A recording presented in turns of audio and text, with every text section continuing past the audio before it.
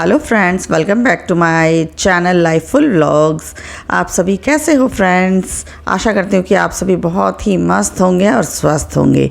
तो आज मेरे वीडियो में मैं आपको दिखाऊंगी, संडे का व्लॉग है ये, और आपको ये व्लॉग पसंद आए तो फ्रेंड्स आप मेरे वीडियो को लाइक, शेयर, कमेंट, सब्सक्राइब ज़रूर करिएगा।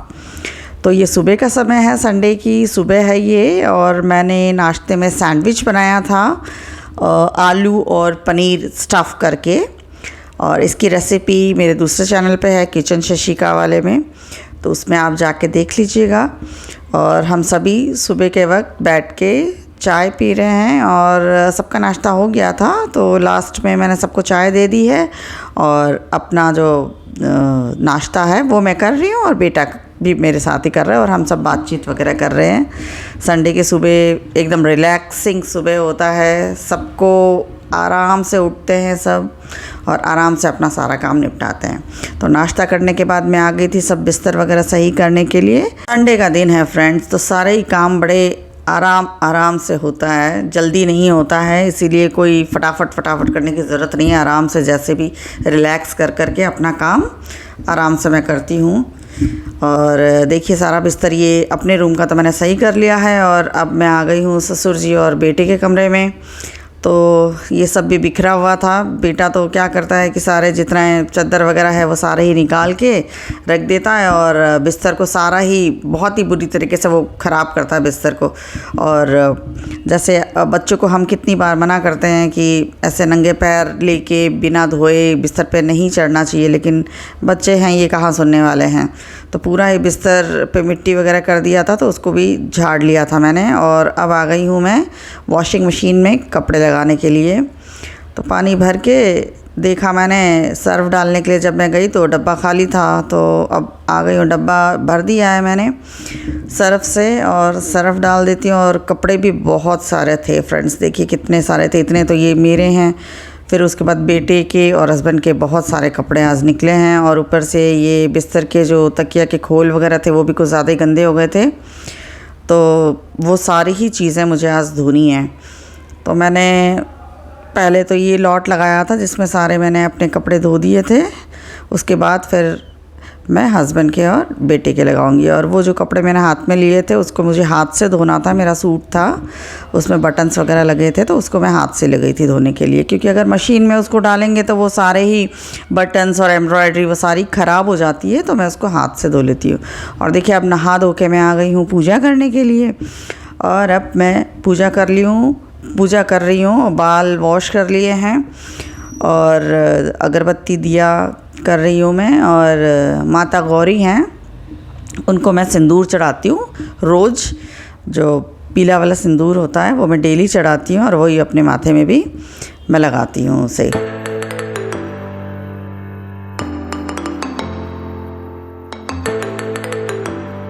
पूजा वगैरह करके मैं रसोई में आ गई थी, और मेरी मेड जो रामा जी हैं, जो साफ़ सफाई का काम करती हैं, वो भी आ चुकी थी। वो अपना बर्तन धोने में लग गई थी, क्योंकि बर्तन नाश्ते के, चाय के बहुत सारे इकट्ठे हो गए थे, तो वो उसी को निपटा रही थी।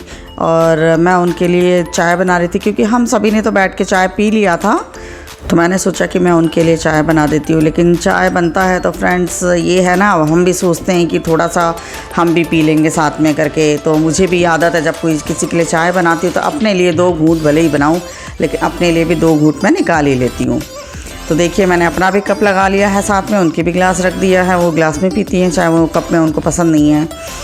तो अदरक वगैरह डाल दिया है चाय में मैंने, और अदरक वाली चाय मुझे बहुत पसंद है घर में, और मेरे हस्बैंड को इतना पसंद नहीं है अदरक वाली, उनको इलायची वाली चाय ज़्यादा पसंद है, और मुझे अदरक वाली पसंद है। तो देखिए मैंने इनको भी नाश्ता दे दिया है, सैंडविच और चाय। तो ये अपना नाश्ता कर लेंगी, और फिर उसके बाद में हम बातचीत करने लग गए थे। बातचीत करने के बाद मैंने कहा कि चलो मैं जो गुंदे ख़रीद के लाई थी, मैंने आपको बताए थे लसोड़े जो मैंने बाज़ार से लिए थे, तो सोचा कि उसका अचार डाल देती हूँ, वरना क्या है कि वो पड़े पड़े ख़राब हो जाएगा। क्योंकि संडे का दिन है तो मुझे टाइम संडे को ही ज़्यादा मिलता है, बाकी दिन तो मेरा बहुत ही ज़्यादा बिजी शेड्यूल होता है, क्योंकि स्कूल जाना आना, ट्यूशन्स लेना, फिर बहुत ज़्यादा थक जाती हूँ, फिर नहीं होता है कोई काम। और ये देखिए हमारे घर में अभी आए हुए हैं हमारे जो नोन हैं, वो आए हैं, वो अपना रिटायरमेंट की पार्टी के बारे में इनविटेशन देने आए हैं कि रिटायरमेंट की पार्टी है मेरे घर में, तो आप सभी लोगों को आना है। तो वही बैठ के बात कर रहे हैं, हम सभी उनसे बात कर रहे हैं। और ये फिर उनके जाने के बाद मैं आ गई हूँ। देखिए लसोड़ों को मैंने उबलने के लिए रख दिया है। और फ्रेंड्स इसको इतना ही उबालना है जितना कि हमारा जो नाखून है हल्का सा उसके अंदर जा सके, बस। ज़्यादा उबालेंगे तो वो गल जाएंगे, तो ज़्यादा हम नहीं उबालेंगे उसे, नहीं तो मतलब बेकार लगता है। अचार जब हम डालते हैं ना ज़्यादा उबले हुए का तो बेकार लगता है, इसीलिए इसको हल्का ही उबालना है। तो उबलने के बाद मैं इसको चालनी में निकाल लूँगी। और अब देखिए मैं सब्ज़ी बनाने की तैयारी कर रही हूँ। देखिए ये उबल चुका है और उबलने के बाद देखिए इसका कलर ऐसा हो जाता है। अब देखिए ये मैं सब्ज़ी बना रही हूँ। कढ़ाई में मैंने डाल दिया है लहसुन, हरी मिर्च कूट के मैंने डाला है, और इसको लाल करने के बाद में प्याज डाल दिया है। प्याज डालने के बाद मैं इसमें डाल दूँगी आलू, और आलू को फिर ढक के मैं अच्छे से पका लूँगी। देखिए लाल हो गया है और अब मैं ये सारे आलू मैंने डाल दिए हैं, और अब इसको चला के इसको ढक के मैं अच्छे से आलू को मतलब आधा पका लूँगी।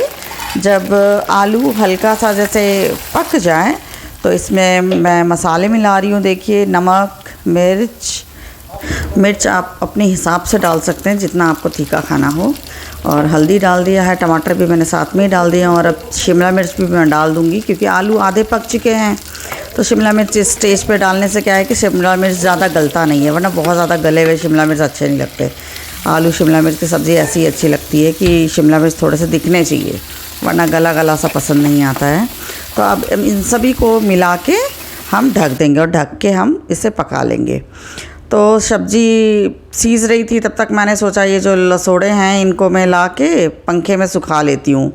इनको कम से कम 3-4 घंटे पंखे में सुखाने पड़ते हैं ताकि इसका जो मॉइस्चर है वो निकल जाए। देखिए पंखा चल रहा है और इसको फैला दिया है मैंने, लसोड़े फैला दिए, और इसमें लसोड़े के साथ साथ कैरे भी डालूँगी। जैसे 2 किलो लसोड़े थे और इसमें मैंने 1 किलो कैरी काट के नमक हल्दी लगा के मैंने रात को ही रख दिया था, और अब उसके साथ ही उसको पंखे के नीचे उसको भी 3-4 घंटे सुखा लूँगी। और फिर मैं आ गई हूँ सेकंड लॉट लगाने के लिए। देखिए पहले लॉट के जो कपड़े हैं उनको मैं ड्रायर में डाल रही हूँ, और उसके बाद मैं डालूँगी सेकंड लॉट के जो कपड़े हैं धोने वो। और अब देखिए सलाद कट चुका है, ये बिना छिलका उतारे हमारा वाला कटा है, मैं खाऊँगी जो, और मेरे ससुर जी का छिलका उतार के, क्योंकि वो छिलके सहित खीरा नहीं खाते हैं। तो देखिए ये दाल मेरी उबल चुकी है, और मैंने मिक्स दाल बनाई थी। मिक्स दाल मुझे बहुत पसंद है, घर में सभी को बहुत पसंद है। तो देखिए मेरी सब्ज़ी भी लगभग तैयार हो चुकी है। देखिए कितना अच्छा लग रहा है देखने में, टेक्सचर इसका बहुत ही सुंदर लग रहा है। और फिर अब दाल छौंकने की तैयारी कर लूँगी। तो देखा तो जो ऑयल का कंटेनर है उसमें ऑयल ही ख़त्म हो चुका है, तो ये जैना दीदी भर रही हैं उसमें तेल, मूंगफली का जो ख़त्म हो गया था तो उसको रिफ़िल कर रही हैं। और एक तरफ चावल चढ़ा दिया है मैंने और सब्ज़ी उतार दिया है। अब जा रही हूँ मैं दाल को छौंका मारने के लिए। तो देखिए यहाँ पे गैस जला लिया है, और उसमें मैंने लहसुन और हरी मिर्च उसको भी मैंने कूट लिया है, और जीरा और हींग का तड़का लगा दूंगी मैं दाल में। हींग और जीरा का तड़का बहुत ही खुशबू बहुत अच्छी आती है फ्रेंड्स घी में, और खाने में भी इसका टेस्ट बहुत अच्छा लगता है जब दाल हम घी में छौंकते हैं। तो देखिए मैंने लहसुन और हरी मिर्च जो कूटा हुआ था वो भी मिला दिया है, और प्याज इसको थोड़ा सा हल्का सा मैं ट्रांसलूसेंट सा कर लूँगी। और मैंने इसमें डाल दिया है मिर्च और धनिया। इसको डालने के बाद अब मैं जो बॉइल्ड दाल है उसको एक कढ़ाई में थोड़ा सा डाल लूँगी। डालने के बाद फिर उस सारे देखिए ये टमाटर भी डाल लिया है मैंने इसमें, और टमाटर गल चुके हैं मेरे, मसालों के साथ में अच्छे से मिक्स हो चुका है। अब इसमें मैं डालूँगी जो दाल उबला हुआ है और इसको मिक्स कर लूँगी अच्छे से। और फिर ये जो कढ़ाई है इसमें ये पूरा मिला के फिर जो छौंका है इसको मैं कुकर में मिला के और कुकर को बंद करके रख दूँगी ताकि जो दाल है वो गर्म बनी रहेगी। तो देखिए गैस बंद कर दिया है और पूरा दाल मिक्स हो चुका है छौंके से, और अच्छा लग रहा है, और मैंने बंद कर दिया था उसे। और अब मैं लेके जा रही हूँ कपड़े ऊपर सुखाने के लिए। पर धूप बहुत अच्छी थी फ्रेंड्स। वैसे तो डेली बारिश हो रही है, लेकिन दिन के टाइम तो बहुत तेज़ धूप निकलती है और शाम होते होते तक आंधी और बारिश बिल्कुल तैयार रहती है।